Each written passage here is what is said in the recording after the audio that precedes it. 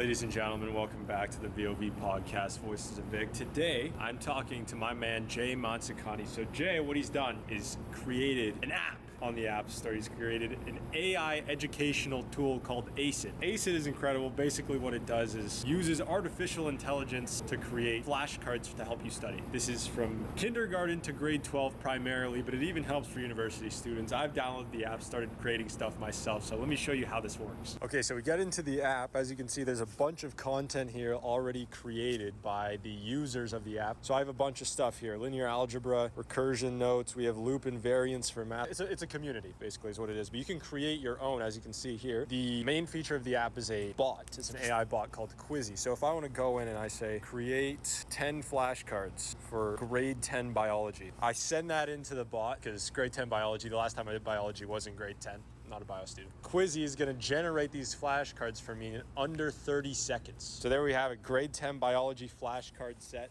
I'm gonna pop this on the screen. We'll open that. What is photosynthesis? So you go, you get your answer, click on the screen, it'll give you photosynthesis, it's process, blah, blah, blah. Press correct, track your success if you get the questions right or wrong. So that's Quizzy, that's the AI bot, but then you can also go and upload your own lecture notes. So the AI is gonna go and look through your entire course basically and create flashcards based on that. So I can go just upload from library, add more, and then go from there and just add whatever notes I have in my files. Obviously, you don't need to use AI. You can make your own custom flashcards as well. And then just to make sure you're on top of your stuff and organized, they also put a calendar feature in there. As you can see, today's the 10th.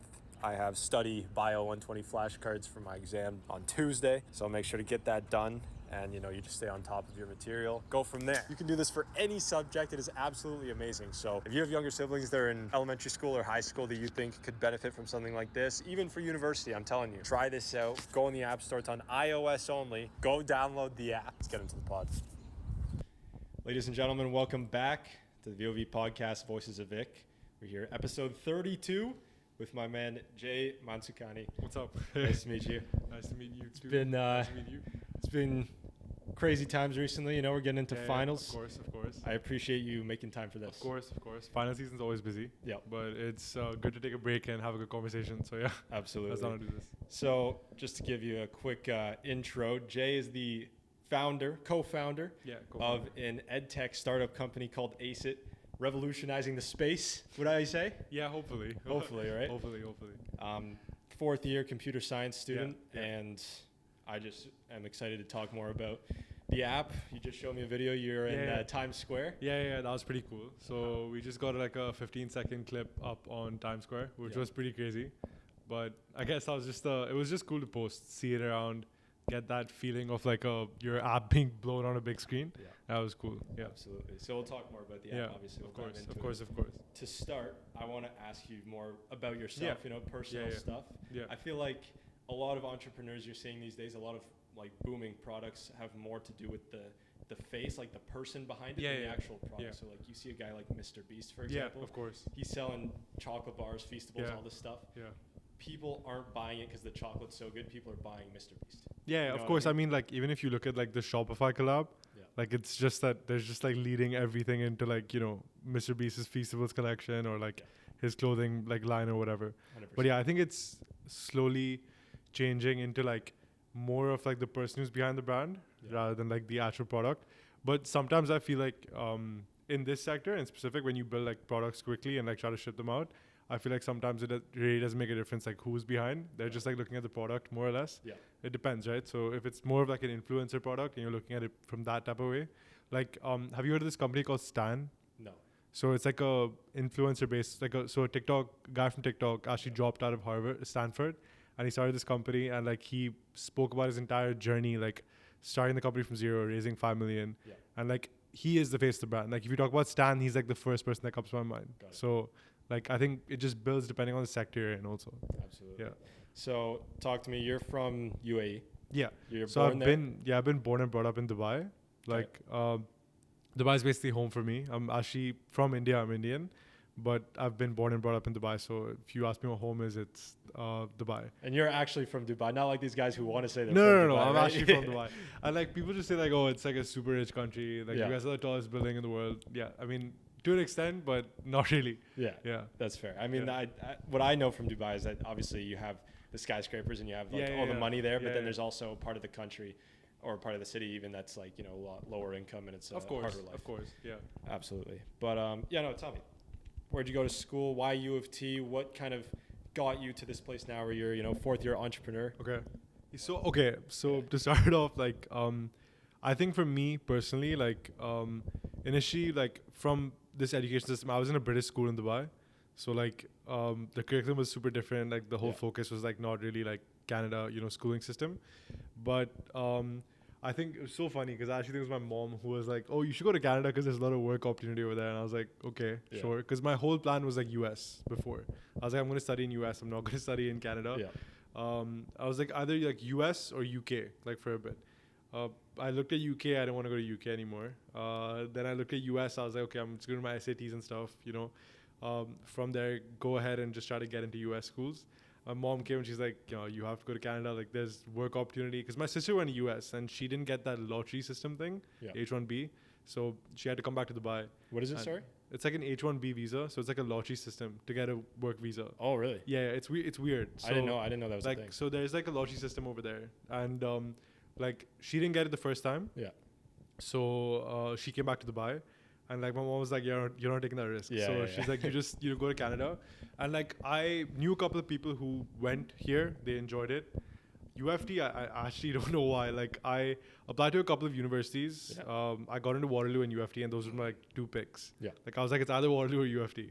Funny thing is my co-founder's from Waterloo. I was going to say, that's right. And we both applied together. Yeah. So like we got into the same schools. And he was like I'm confused between UFT and Waterloo. I was like, I'm also confused. But then he just went to Mech-Eng. I was like more on the CS route. So I just went to UFT, he went to Waterloo, and that was it. That's awesome.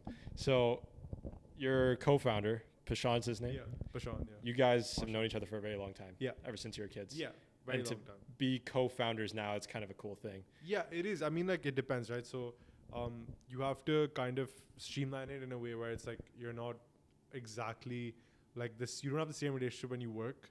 It's very different. Yeah. Like, I don't know how to explain it sometimes. It gets kind of hard to explain. But, like, when you work in a business, like in a business setting, it's just a very different environment in comparison to if I was going out and, like, you know, just going for dinner with him or something. Like, you know, it changes. Yeah. Like, the whole dynamic of how you speak, how you work towards something, I think it's different. And I think that's a good thing because it's not like, you know, the same boundaries get carried over. So it's like we learned to do that, like, because we made mistakes, obviously. Like, we didn't really understand how different it was supposed to be.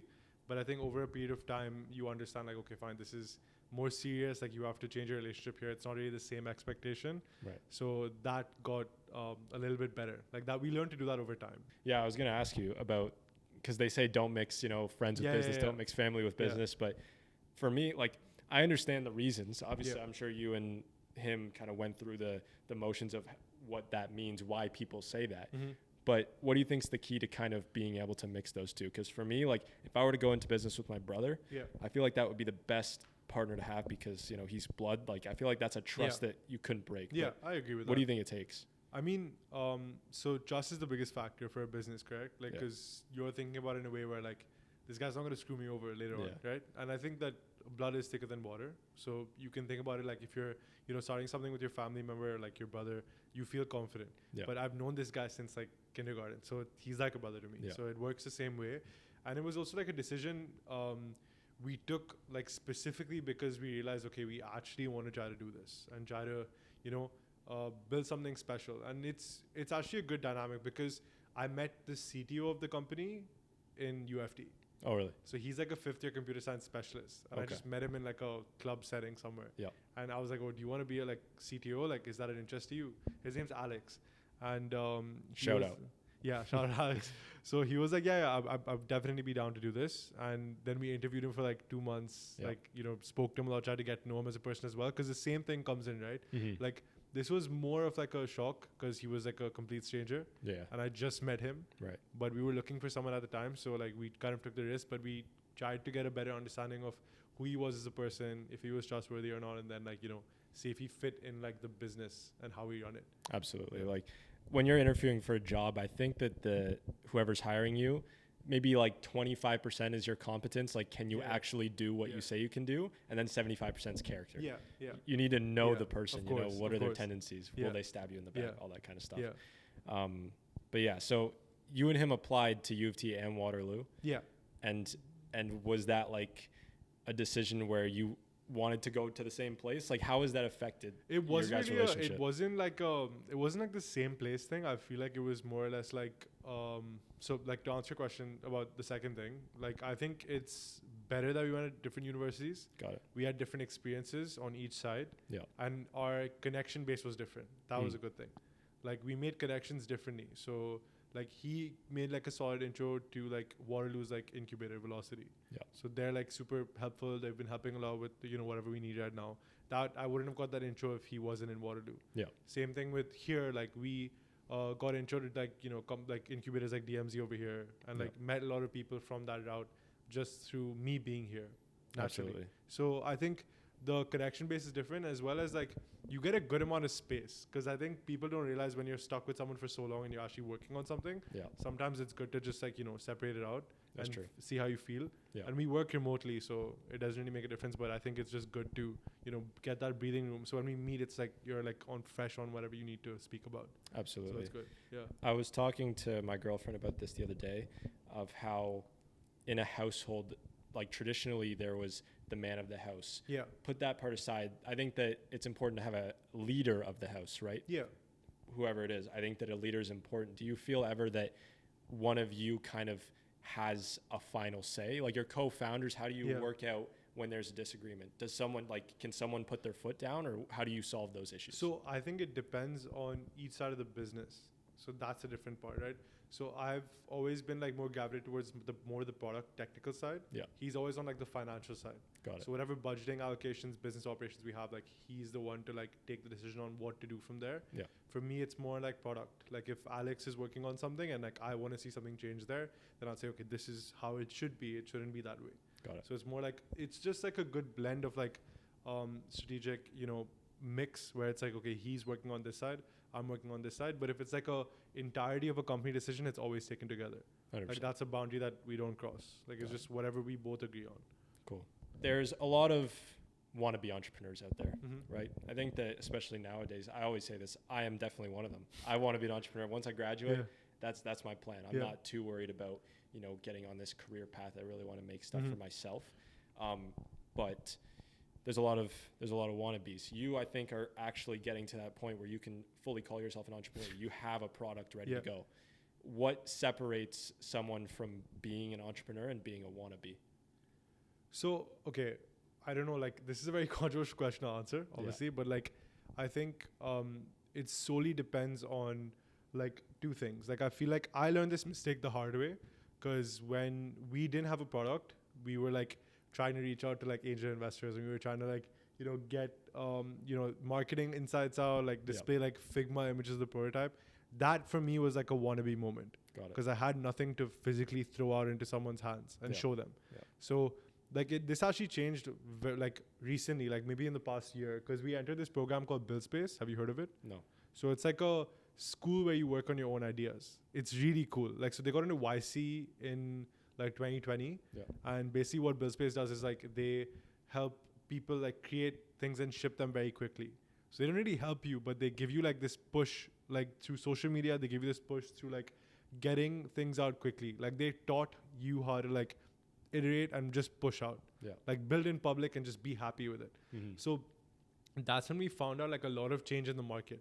Like we were trying to target like university students, and then like it switched to K-12 because we started seeing like progress in the K-12 side. Then we switched the model to like from like, you know, content sharing to more like AI focused content, and we just switched like small things because we built in public and showed people what was happening. Like that switch really helped us. If I didn't do that, I would have been screwed, honestly. So like I think it really depends. Like if you can build something like quickly, ship it out fast enough, like, and you are ready to go with like a product, then like you're a great entrepreneur. But if you're just trying to market something for 2 years that's never going to come out, then that kind of becomes like a wannabe moment. That's a good point. That's a good point. Talk about the importance of speed. ACID, AI, all this stuff is based off speed, you know, 30 seconds or less, flashcards, boom. Why is speed so important in business? And I feel like a lot of people kind of, they are, Yeah. you know, sleepwalking in terms of school, I mean, but then Yeah. you could also see the same for business. Yeah. So I think it depends like also on the industry you're in and how like how easy it is to replicate something. That is like the hard part, right? Yeah. Like if you, because there are a lot of flashcard apps and like I know we have like competitors in space also who are also like looking in that direction of like just like putting AI into the flashcards, but we kind of figured out a good way to like kind of differentiate between difficult and easy content. So like what we did is we used to test a lot like with software engineers who worked at like big companies. Yeah. So I had a friend who worked at Amazon and he used to test the app and like try to get flashcards for like HTML. Obviously he wanted like a more difficult understanding because his knowledge level was way higher than like someone who's in grade 5. Yeah. Yeah. But then we had like demos at like this kids coding academy in Toronto, and like there were kids who were learning HTML who were aged like 7 to 9. So like it's the same topic, but how do you differentiate the difficulty level between for a 5-year-old versus like for someone who's like a software engineer? Right. So we kind of figured out how to do that accurately, and that differentiation part was fun. Yeah. Like we saw a lot of progress there.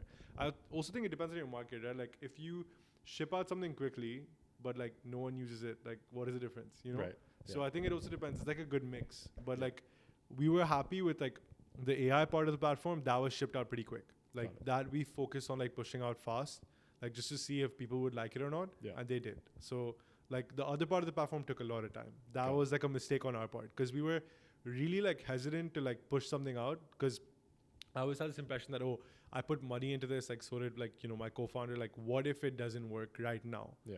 Like that was the entire impression before, but I had to let go of that feeling and say that, you know, just screw it. Let me just push it out and see how people are responding. Because if I did that earlier, I would have changed a lot, but I didn't do it earlier. So like we shaped things according to how the market was looking later on.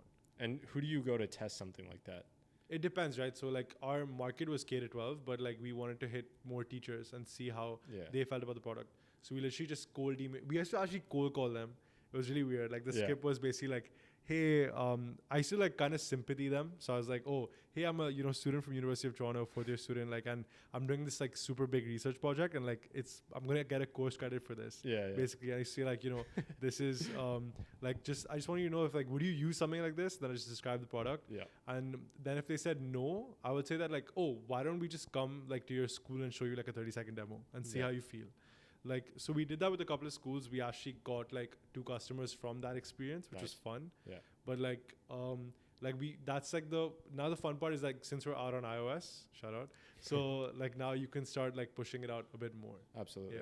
And so like when you show up to the school and they're like, wait a minute, this is not for a research project. This is a business. No, they still think it's a research project. Oh, yeah. Okay, cool. Yeah. Got it. That's funny. What have been like, if you had to name the number one obstacle, something, let's say maybe something you didn't expect during this whole process, whether it's the coding, whether it's selling to the teachers, whatever, what's been the hardest part? I think the hardest part, honestly, is like staying motivated throughout the whole thing. Because like there's a lot of dejection that can happen in between. Like you have to seriously like believe that, okay, fine, this will come out at some point and this will do well at some point. Like if you give up very easily, I think that whole grit mentality is just like out of it. Like you don't have it at all. Because it's not really easy to keep seeing something get pushed down. Like funny story, actually, I'm just gonna like say this openly because like it's super funny. But we actually had this investor come in like for the round, and this was before we started like the AI stuff. So it was like like older ASIC. So this guy came into the round, and obviously not gonna mention anyone's name or anything. But like we got a confirmation of the amount. Like I'm not gonna say the amount or anything, but like we got a confirmation of the amount, how much it was gonna get wired to our account. And then like 2 days later, he just ghosted us. Like no response. And we were like basing the entire like product rollout on that and stuff. And I was like, damn, there's no cash in the business right now. So that was like a hard thing to like overcome. Because like I think naturally you'd be like, yo, what the hell is going on? Like, where's my money? But still, like I think it's just like over time you kind of get used to the fact that like it's okay to get rejected or push out of things. Like it's fine. It's just that not everyone thinks that your product's gonna work. Like if you believe it's going to work and like your customers like the product, like someone else might not see that, but you can see it, right? 100%. So try to push as hard as possible. That's what our whole team is made out of. I think that's the main thing too with sales, is that a lot of people try selling bullshit. Like I think the best sales strategy you could give to someone, best sales tip, is just to make a product that you actually believe in. Make your product so good that you think that anyone who doesn't take it is losing out.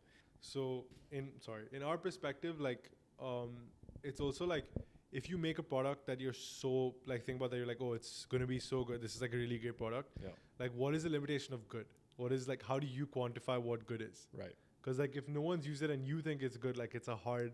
That's true. You know, it's a hard. That's a good point. It's a hard space to be in. There's also you got to get reality checked from time to time. Exactly. And that's once again that's just my first kind of pillar to selling to sales. And then after that, you got a whole bunch of other stuff. You got to basically figure out what the person's desires are, their fears. You know what how do you sell to an 85-year-old teacher versus a 21-year-old teacher? You know what I mean? Yeah. Like these are different things you have to think about, which is interesting. What do you say to people who ask, is it just like ChatGPT? Okay, so have you ever had that question? I've had that question, yeah, for sure. So basically how we differentiate it is like we operate on the content side where we try to focus on things that are curriculum specific. Yeah. So like we use GPT as like an underlying base. So how we search through content and access it is through GPT. I don't want to make it like extremely technical, but that's how like we add additional content to the context. So it kind of gets smarter because it's catered. Yeah. So like GPT actually announced something called GPTs, which is like you can make your own chat GPT.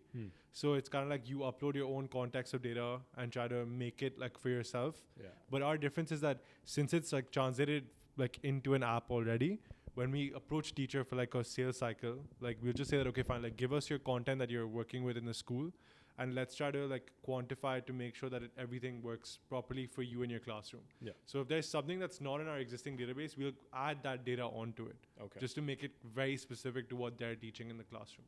Or we prepare the semester's content for them and give it to them. Yeah. So, but ChatGPT, once again, just asking about the product, ChatGPT's text database is text-based, Yeah, it's based off the entire internet, right? Like up till 2021 or whatever. Like that is its source. Yeah.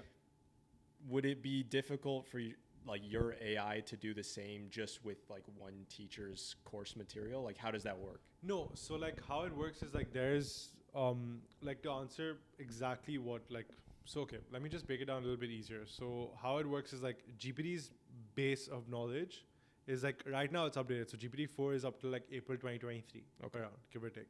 So that knowledge base is existing in the app. Oh, I see. So that knowledge base, whatever GPT is holding, that search context is available for us to use. Got it. So if there's something that is, for example, if GPT and like this content that we've uploaded to the training data is in the same thing, then we'll try to source out, what's more recent. Absolutely. For example, like GPT is 2023, so then we'll just input that data and to use it. Got it. But if we can help tune it and make it better, like sometimes GPT is not accurate. So if it's like school data, like we have to make that more accurate. And like we had this conversation with the teacher last time because I remember we had a meeting with her and she was like, oh, can you ask it to give me like grade 11 or grade 10 calculus flashcards? So it gave those flashcards, but then we realized that grade 10 or grade 11, sometimes they don't teach calculus. Oh, so there's like a semantic understanding that we have to still make it understand. Yeah. That's a lot of work for it. Right. But right now, whatever you ask it to, it works pretty well. Because right now we updated the language context as well. So like we can translate and input like 95 different languages. Yeah. And it just translates it back for you. Absolutely. So it makes it kind of an easier experience. That's really cool. That's really cool. One more thing I was going to ask. Oh, yeah. You're going to these teachers. What's like the average demographic of the teacher you talk to? So man, woman, how old? Like what kind of feel are you getting? Is it all Toronto? Where do you guys go? I mean, it's more or less Toronto. It depends though, right? So like we actually try to find out what kids are in the classroom first, just to see, because public schools are really hard. Yeah. I'll be honest, like it's super hard because the board, you need approval and everything. Private schools are way easier because it's like you're just going straight to the teacher and be like, yo, buy the product and see how you like it. Yeah. And we'll give them like a week trial, see how they like it. Like once we've even gone to an extent where we've taught the class. Really? Like with the product just to show them how it works. Yeah. Like, and it's actually funny. Like I'll show you a picture of it. So it was on, I posted on Twitter, but it was really funny because we went for this demo and the teacher just said, oh, like, can you teach the class? And I was like, okay, sure. That's awesome. Yeah. And then we basically just taught the whole class with like the app, which was super interesting. This is it. Like you see, like that's all of them using it. Oh yeah. Like, I'll just show the camera as well. There you Like, go. that's basically it. Like, that's the app in the between, and they're just learning how to code. And I'd like cut out some pages, obviously, but like, it's just like us teaching kids, which is super weird. But it was a good way to get a customer. That's cool. Yeah. And so how the app works, I mean, I didn't really ask you exactly Yeah, the inner workings of the entire app. In general, just like quickly, what would, if someone was asking what's 8sit, they have no idea what it is, how would you describe it in like an elevator pitch way? Yeah, so we just say that it's a tool that helps educators create gamified flashcards in 30 seconds or less. There you go. That's literally like the elevator pitch. Yeah. Okay. And it's different in the way that you have creators on there in terms of people can make their own content. Yeah. So right? how it works is like so that was like the older version of the product, which we didn't want to really let go. So we made it kind of a fun thing where it's free. So like, you know how you have social forums where you get to post things? Yeah. So students can just post their content on the app, no issues. And then just like, we check the content to verify if it's, fine to post. But like whatever content they want, people can just search to see what's on the app. But like how, what incentive is there for like those students to post? So we have like, sometimes we have competitions, like you can win an Amazon gift card if your content's good, etc. If you just want to share some stuff and make your own content, you can do that. Like there's a mix of stuff, but mainly it's focused on like the fact that like we can just get a community of people who are sharing stuff, more or less. But I mean, the main part of the product is Quizzy, which is the AI chatbot, and that works on the context base, because we actually, when we were demoing this product, we actually found a lot of different markets that we didn't know we had. That was weird, because we had parents who were reaching out to us on Twitter saying like, oh, I have like a child who's like neurodivergent or like dyslexic, and some of them have autism. So this product could work for them, because physical flashcards are kind of hard to like interact with. Right. But if they slow down the learning experience, and we kind of made the progress different, like I'll show you. So how we really operated on the whole thing was like, okay, fine, like we'll try to make it very active recall focused. So like it doesn't really give you the answer directly. Yeah. It's like you have to check if you actually know what it's talking about, and then you can, see the answer. For sure. So like, for example, I'll just open up like a random flashcard. Doesn't have to be anything that's generated by Quizzy, just to show you other experiences. Like, so if you click on like human body flashcards, like it just gives you the flashcard over here, so the questions over here. And then you can like see if you can answer in your head, like, oh, what is the largest like, organ in the human body? Yeah. You're trying to think about it. If you did get it correct, like you can just check the answer and then just mark it correct. Nice. And it just indicates your progress on the way. Absolutely. So you can see how well you're doing on that, period of time. And like the majority thing that people have been using this for is like to learn a language, which is kind of cool. Like that's something that we didn't expect either. Taking over Duolingo. Yeah, hopefully. Number one competitor. Yeah. That's funny. Do you ever get backlash from teachers or whoever about like your age for being so young? 100%. Yeah, like it's not even about the young. I think this was like more like last year. But I feel like we get backlash because we're trying to change something that's been like incredibly stagnant for so long. Right. Education stayed the same for a very long time, especially the way that people are teaching students is like kind of the same. And like, if you look at it, like we always think about the problem spaces, and like if you look at a classroom averagely today, like 3 out of 4 students will be left behind. Like in terms of how they're like keeping up with the pace of the class.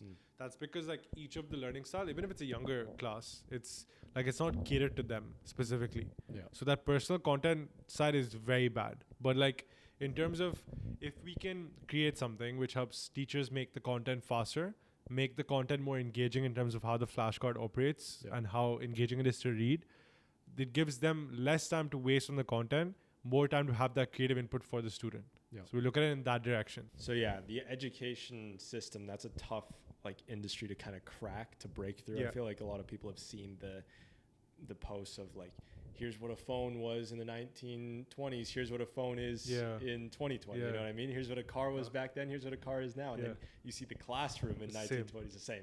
Yeah. It's the exact same.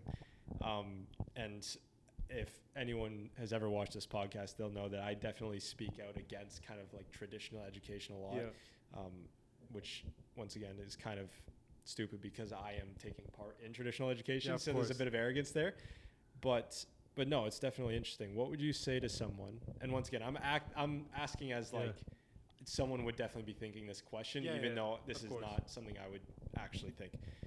What do you say to the guy who says, look at all the amazing things that the traditional education system has brought about? We've landed a man on the moon with traditional education. We've done all these amazing things. Yeah. And now you're like trying to break that once again. Yeah. All the power to you. I think Yeah. that is probably a good thing. What do you say to that?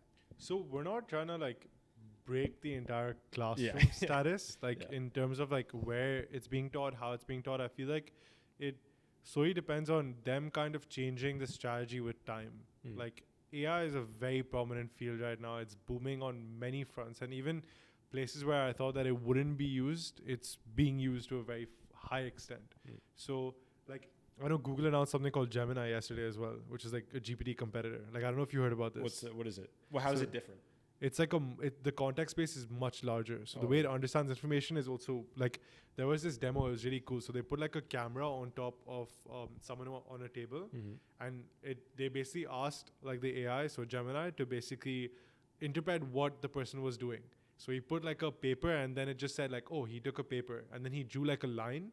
And he said, oh, he's drawing a squiggly line right now. So it was analyzing what he was doing in real time and like giving feedback. Jeez. So the possibilities are very high right now. Yeah, and like how a classroom can be, like, honestly speaking, I don't go for class that much. Because I feel like, sometimes I feel like maybe it's a waste according to like, I know it's not controversial. I was like, yo, what the hell is this guy saying? But like, it depends on the course, honestly. But I feel like it also changes depending on how interactive it is, correct? Like I had taken this like entrepreneurship course this sem, like, and I loved it because you work somewhere else during the course. Like that was sick. That's because cool. it was, you worked somewhere else at the same time. Like an internship? Yeah. So you worked part-time somewhere else, and then you reported back on each thing and criticized it during the class. Got it. Like that was engaging to me. Like I enjoyed that thoroughly. Absolutely. So like that was different, but I feel like there's also like, for courses that are very heavy text-based, or like if it's a math course, like, and you're just writing the solution on the board again and again and again, someone is going to get lost behind. Right. Like that's what I'm trying to say. So like I feel like if it's not like individual to each person, if it's not, you know, categorized exactly to how they want to learn, it's going to like break away instantly. Yeah.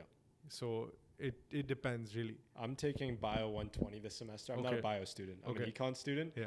But I'm also doing a psychology minor. Okay. I didn't realize this, but the psychology minor it asks you to have a high school biology credit. Okay. And I didn't have that. Yeah. So now I got to take Bio 120. Yeah.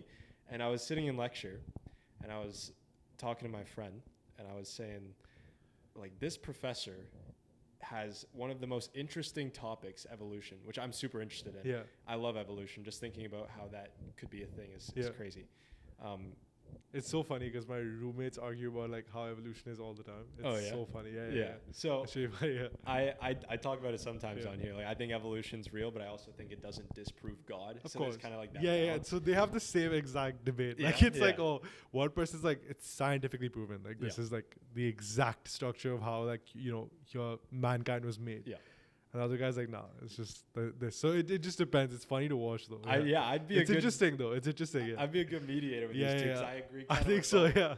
But anyways, no. I was sitting. I was like, I said this. I was saying they had to bring in the most boring professor to balance out how interesting this subject was, because he is monotone. Yeah. He doesn't move on stage. He is exactly the opposite to what I thought evolution was, which is a super interesting topic. You have to balance it out, you know, boring professor.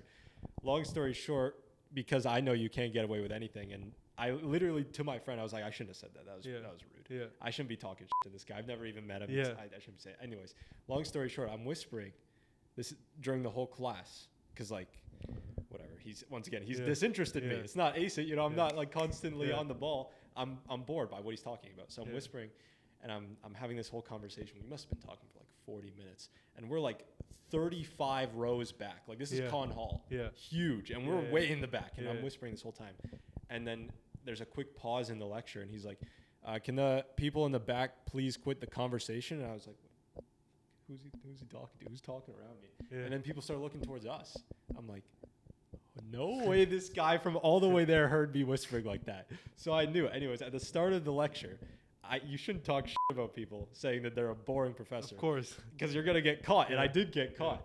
Not like an hour later. Anyways, that just goes to show that the moral of the story there is don't talk shit. But also, there's a lot of ways you can take an interesting subject and just destroy it with your delivery. Yeah, of course. Of course you can. Like, I mean, it depends, right? So for us, in our perspective, we were trying to focus on like this whole different experience. And I feel like at one point it got stupid because when we used to like talk about it, it was like, oh, like classrooms are dead now, but that's not true. Yeah. Right? Like, you know, like we shouldn't have pitched it that way initially. Got it. Like, so we kind of made it like a fun, engaging thing where like you could, wherever you feel like making or like practicing a flashcard is just good on the go. It's fun to understand.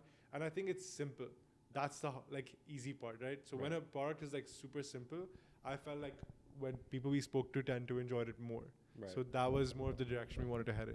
That's true because AI seems like a scary term, right? Yeah, The that's word. what we didn't. That's the problem, right? So we didn't want to make it like sound or feel intimidating. Yeah. So we like made this chatbot persona. We like gave him a name. So Quizzy's his name. That's like, that's a good point. So we kind of like made him feel like a friend. Yeah. Like, and we just, that's why like the thing on Timescare was like meet your AI study buddy. So like that was like a whole like meet him. Like that's like his thing to handle for you. That's so smart. kind of make it less intimidating and just should make it more fun for you. Yeah. Absolutely. That's really smart. I will ask you, what is, just circle back on Pashan, what do you feel is the importance of having someone to bounce ideas off of? Like if you were to do this yourself, put away like his finance expertise aside, let's say you had the skills, what do you think is the importance of at least having kind of like a guy to work with? I always think it's good to have a co-founder. Like it's just good to have someone to like, you can rely on the person if something screws up, yourself. I think like I really respect the people who go into like the solo founder route. It's really hard. Like I don't think I'd be able to do it. It's super, super difficult. But I feel like having someone right there, like you said, to like bounce ideas off of, brainstorm anything that you're like actually interested in. Yeah. I feel that changes a lot of like in your dynamic, and it makes kind of your relationship as like a company stronger as well. True. Like it, at the end of the day, it might feel like you're giving like great ideas, but like something might sound really good in your head, but from the outside side, it's not. And like he was there, like say, okay, this is not really a good idea. Right. Like I don't think we should do this. Yeah. Like it's always like pros and cons to everything. But like when you see something, you're like, shit, this is so cool. Like let's do this. It's not really like on the outside. It's not as glorious as it seems. True. Yeah, you're hyping it up in your head. Your head. Because you came up with it. That's true. Yeah. Talk to me about the AI club. You're the president, co-president? Co-president of UFT AI. How did that come about? Okay, so this is really random, but like I came to UFT this is my 4th year, but like my first year was online. So like in COVID, I was looking for like to do. Like I was looking at clubs like ULife, Student Life, seeing what else I could do. Yeah. And I found this club called UFT AI. I was like, this is cool. Like let me check it out. Yeah. So like I saw like members in the club, and like I met these people in my freshers week on like Zoom. So this like seemed like very inviting. So I was like a partnerships exec. So basically what the club is, it's like I think it is. So we're like the largest undergraduate Canadian, artificial intelligence group in Canada. Yeah. That's because we do a lot of initiatives in comparison to other, student run clubs. So we have a conference every year that's super, super massive. We get a lot of speakers that are very high in the field. We partner with a lot of companies for sponsorship, get recruiters to get students on board for jobs next summer, etc.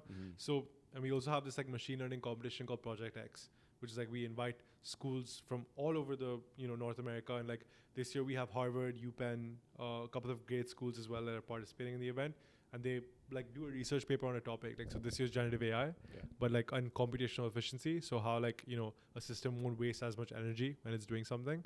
So those are research topics, and they get like paid like a prize money at the end of it. Got it. So we're trying to make it as very inclusive. Yeah. But initially I heard about it as just like an AI club. I didn't know it was that big. So I entered as like a partnerships associate. We were doing like outreach for like that year the conference was online. So that I never really felt it at that point. Yeah. From being like a partnerships exec, I went on to become like a partnerships director, which was basically like more handling like the sponsorships. The way we get money for the conference and the club is run through sponsors. Right. So like there's a bunch of sponsors that are super interesting, like depends on what they're doing in the specific year. Like this year we have KPMG, Wombo, like great sponsors who are like coming on board and helping us out. So we took a step back because we saw last year's conference and we said like we can do better. Like we think we can do better. Like not to sound like arrogant. Like I just thought we could do a better job. Yeah. So I applied for the position of like co-president. There was a girl called Alexis. It's so weird because like Alex is my CTO. Alexis is my like it's weird. Yeah. So we applied like for the same thing. So we ran for co-president. We got elected, and my roommate, his name's Hamza, super funny guy. he always had this vision because he came as an audience member, Okay. right? Last year. Yeah. So he told me, he's like, yo, like, what is this? Like, I want to do a better job. I got bored during the conference. I was like, what do you mean, bro? It's like an AI conference. Like, what are you saying? Like, it's like just people talking about like AI. That's the whole encompassed feeling. Yeah. So he's like, nah, let's like try to do something else, like different. So he's a conference director this year. Yeah. So we kind of like shifted the dynamic and we wanted to make it super different from this year. So we did a lot of in-person activations this year. We got like people to literally come from companies to speak to students. So we're having like a Bell-sponsored conversation that's for students next sem. Ripple Ventures, if someone wants to become a founder, like come and speak to them directly and see how you can get an insight out of that. Because they have like programs where they can give you like a $25,000 grant to get started or something. So like if you have that in you, like go and speak to them about it. This year's conference is super different because we're doing one day. Okay. It's not 2 days anymore. So we want to do one day, and then we have like this. We're the first people to actually create like an AI-generated art gallery in the conference. Nice. So have you heard of Wombo before? Yeah. So like they're like the like peak people in like AI-generated content creation for like social media influencers. Are So they make ahead of what's that Discord one? I can't remember. Oh, you mean There's I forget what yeah, it's yeah. called. Even damn, what was the name? It's big. Yeah, it's super big. I Midjourney. use it. Midjourney. Yeah. Midjourney. Okay. So Is it ahead of Midjourney? So no. So they focus more on like content creation. Correct. So Like videos?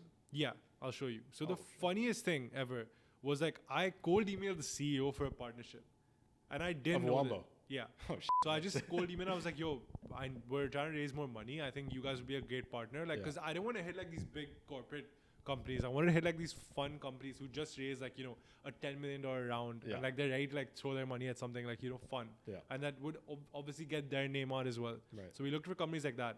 And they do shit like this. Like, Oh yeah. This is You get it, what's like- this called? Stable diffusion? yeah. Yeah. So it's like a lot of like, AI generated content like Snoop Dogg just dancing on like a TikTok trend or something. So it's like they're super cool. And like we cold emailed CEO. This guy replies to me like 3 days later. And he's like, yo, I was the first person who started the club. I was like, No what? way. Yeah, he started it. So that was super weird. That's crazy. And he's like, yeah, of course. Like, just come to my office and let's talk about it. So then we came up with like the AI generated art gallery because we wanted to switch it and we're trying to subsidize it also. Because last year, like people paid like $40 for a ticket. And if you're a student, like that's a lot of money to just put down. So tickets are like $20 this year.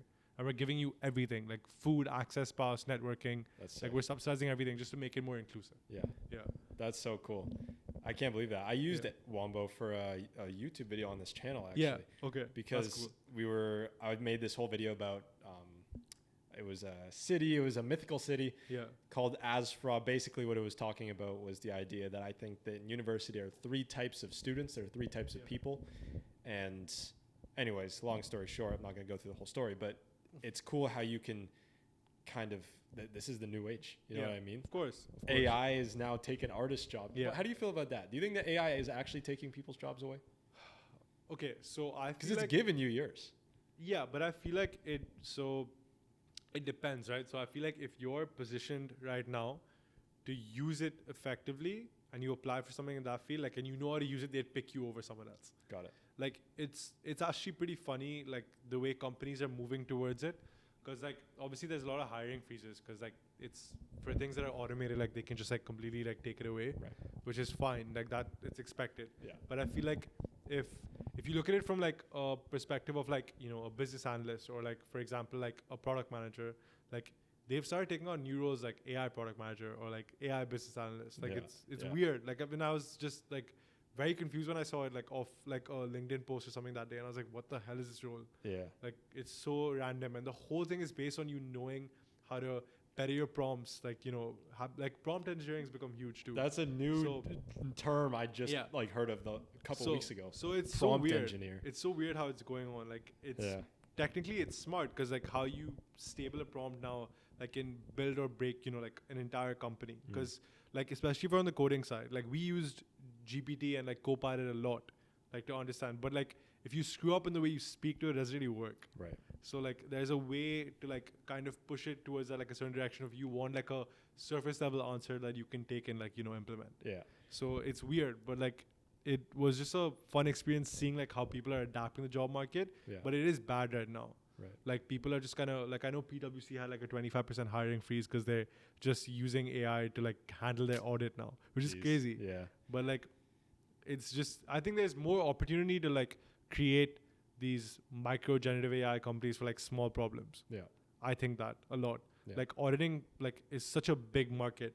Like if you hit like 2 clients, like, you know, if you hit KPMG, you hit PwC, Deloitte, and like McKinsey, you're like a billionaire already. Yeah. So I think it's crazy how big it can go if you scale something like, or a niche problem scale. Absolutely. And that's what I always talk about. I love that I get to talk to this about this with you because you're actually in the space. Yeah. We had a girl named Ava, super nice girl, but I'll have her come on the podcast. She writes poems about heartbreak, and I'll ask her about AI because it's just I'm always thinking about it. It has nothing to do with what she knows, but it's just, I can't stop this. Just like, it's crazy. It's moving so fast. Do you ever feel like when you get to lecture, like the computer science stuff they're teaching you, it's like, well, none of this matters now that AI is real. Yeah. But I think it's weird in a way because I feel like, I think AI just makes your life faster. Yeah. Like it's weird. I'd not gone a single day without using GPT. Crazy. Like it's actually insane. The day it came out, like it's not for like the perspective of like, it's just trying to make your workflow faster. Like you can plan things like 10 times quicker and then just schedule and then move across. So 100%. like I feel like that works out to a huge advantage. But I feel like then again, like when you said something about artists, right? Yeah. Like, yeah, that's weird. Like that's a very weird topic to speak about. They're going out of commission, like, yeah, like if someone's spending like, you know, 13 to 15 hours like to paint something and then they're just like getting ripped off in a minute, that's screwed up. Yeah. That's crazy. That's hard. Like I know this company that's based out of Toronto, like I think it's Montreal or Toronto, I can't remember, but they're called Acrylic Robotics. Super sick company. Like I'm just shouting out everyone's company right now because this is really cool because what they're doing is, you know how when an artist makes like one piece, it's hard to get the same replication of the piece. Yeah. Correct? Because like if you make one piece, for example, and you spend like 20 hours on it, you won't spend 20 hours to make it again. Right. So they use robots to analyze like the print pattern with ML, and then they use the robots to repaint the image. No way. It's really cool. Like real images, like you're talking about like, real paintings. Like real paintings. Like they'll analyze the painting and then just like paint it again. That is crazy. Which is crazy, yeah. So for U of T and U of T's context, obviously you have the club that's AI. Yeah. Have you had any courses or lectures on AI? Like, have they caught up to speed with that yet? Or they have. Like, I mean, some of the CS courses that I'm taking, like, they talk about it openly. Yeah. Like, it's more or less they show as well, like, the dynamic of the course has changed a bit. Because I feel like they've come to a point where they cannot avoid it. Right. You get it? Like, it's like... It just showed up. It just showed up. So they can't, like, get away from it. Like, as much as they want to try to, like, you know, inclusive that, like, you have, like, things like Gen AI statements in your, like, reports and stuff now. Yeah. So I think it's... like an entire like different, like they had to push into that direction. And I feel like we changed as a club as well because what we're doing at UFTAI is like we have this program called Learn AI. So it's like students can register for it, they apply for it. If they get accepted, they can, you know, come into a course. So we actually teach them how to like code their own AI algorithms. Yeah. And we use GPT as like a base to help them. So yeah, it's fun. That's cool. Yeah. A question I always like to ask people, and in the context of, you know, computer science, AI, I think it's a good one to ask you. What do you think are the 3 most crucial occupations to the advancement of human civilization? Occupations as in like? As in like jobs. Okay, just so, like whatever jobs. Yeah. Okay. Most prominent right now? It's like a difficult one to think about. Yeah. But you don't need any order if you don't Yeah, want. of course. I think product managers are definitely a specific field that will hit up in a very large amount. I'll tell you why, because I feel like if you can get someone from the outside perspective to lead an AI project and not actually just be the one to code it, there's a huge difference. Because I feel like if you can lead a team of like 6 developers to push on and make something in that direction, it's much better. But I also feel like software engineers still have a very large job opportunity in this market. Right. It's not screwed for them as such because they're just shifting their entire project flow to AI projects. Yeah. Like they're putting APIs and everything and just making it like a generative AI project. Right. So I feel like that is like a big switch that can come out of it. And then I feel like one more occupation, just think about.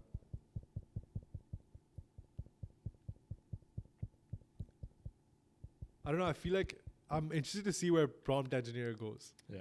That's weird to me. Like, I feel like there's a lot of courses that are also coming out about like this prompt engineering, but I feel like that's also like a skill that you have to acquire, like how to actually play with these large language models and like see how far you can take it. Yeah. Because if you add like a basic response to GPT, like it'll give you a basic response, but if you target it and shape it a little bit, like I read something about this thing where it's like stereotypical information.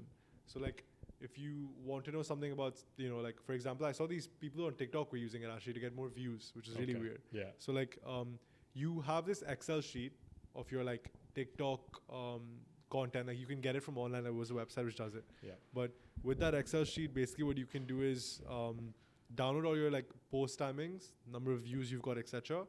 Upload that into GPT, and then ask it to assume the position. So it's stereotypically telling it like of a digital marketer. Yeah.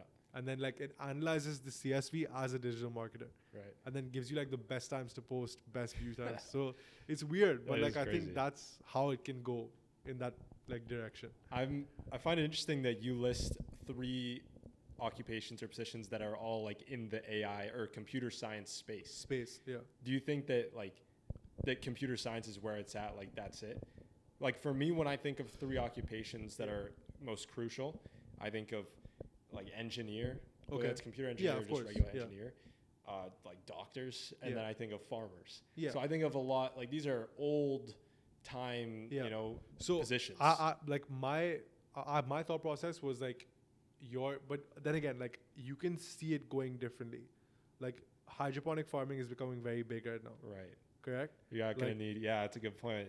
I guess like, you won't need the human farmers. Yeah, like it depends. Like it's weird. Like because we have to kind of think about it as like how far is this actually going to go? That's true. Like I don't know where this is going to be in 5 think? years. I don't know. I think in 5 years, I think it's going to be completely different. Like I feel like the way we operate, the way we're working is going to be very different in 5 years. Have you seen the movie The Creator? No. No, you should watch it. It's an AI movie. Basically, it was pitching the idea of a coexistence between AI people and human people. Yeah. I heard about it. Yeah. I've heard about it. So, like, when people talk about the doomsday of, AI is going to take over, the whole world's going to be run by robots. Yeah. The movie's basically saying, not necessarily. Yeah. They might live with us, yeah, but they won't take over. Yeah. Is that what you think would happen? I don't know. I feel like that's like a way deeper, like, stream. Yeah. I feel like that's, like, very, very, like, in the future. Yeah. Do you think that... Because people talk about AI in a very negative light, it feels like it's kind of doomsday, the end of the world type thing. Do you think that's like a little over exaggerated? Do you think that we're a long way away from anything? 100%. Like, I don't know. I don't think people should even think about that right now. Yeah. Let's just think about the opportunity that it's creating. Right. Like, in a way, it is creating a lot more jobs. If you look at it in a perspective where it's, you know, good. Because think about it, like, Y Combinator, 70% of their last batch was Gen AI companies. Oh, wow. They all used the GPT API and just like moved up the ranks, but they solved it like this problem that was super niche.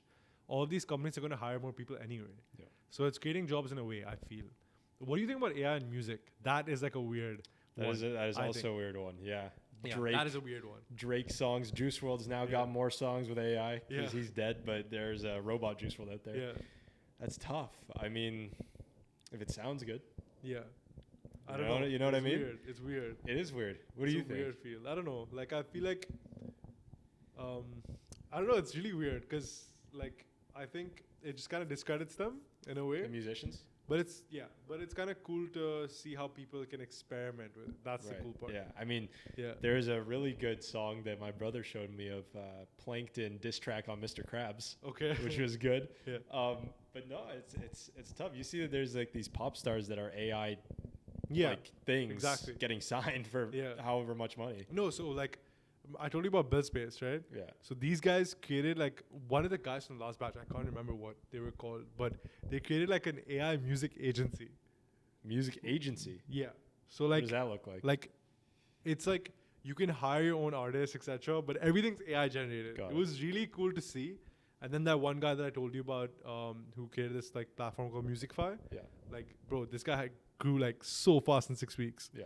Like 1 million users in like a span of like 2 months. Yeah. Like grew like crazy, and he thought about it smart. Like I loved like how he thought about it because he put it in the producer's hands. Yeah. So he said, imagine what you guys could do like if you created your workflows in advance. That was smart. Like That's- that's really smart. That is. You know, so like that changes the whole dynamic of it. Mhm. I think it just depends how you look at it. Absolutely.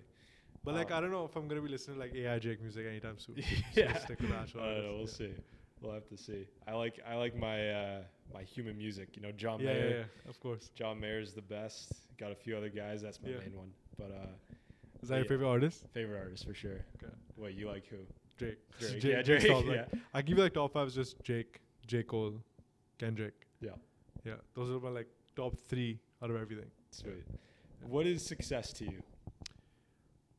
Because a lot of people, Hard question. the question is that, you know, should money push you? Like, what motivates you to do Yeah. this? Once you get money, are you gonna, you know, stop? How do you manage that? Like, what are you chasing when you're chasing success?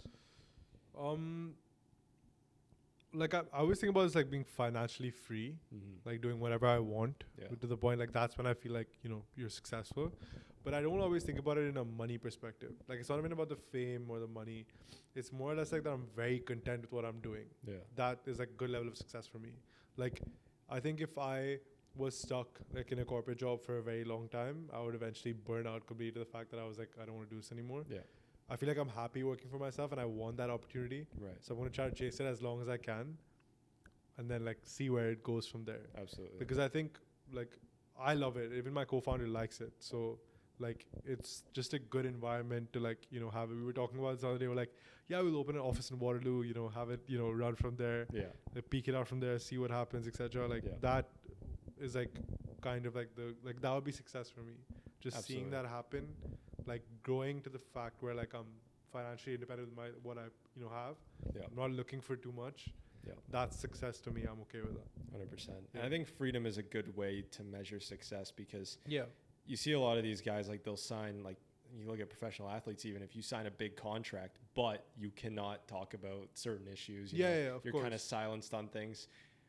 If you're a big movie actor, even like a lot of the stuff you get in trouble Yeah. for, I guess, expressing an opinion on. Of course. For me, that's Of kind of like course. a lack of freedom. Yeah. I don't care how many million it is, you know what I Imagine mean? you get super big, I get super big, all these controversial topics are just like Yeah, thrown out. exactly. You get sued or something. Yeah. Exactly. But like there's a lot of people who don't want to be entrepreneurs, who don't want to be founders, who don't want to work for themselves. Yeah. I had a hard time kind of understanding this when I first started getting into it. Like once I realized that this was kind of like the path I wanted to go down, I was confused why not everybody was thinking the same thing. What do you think, like, because obviously it's okay if someone doesn't want to work for themselves, of course, you know what I of mean? course. It's fine.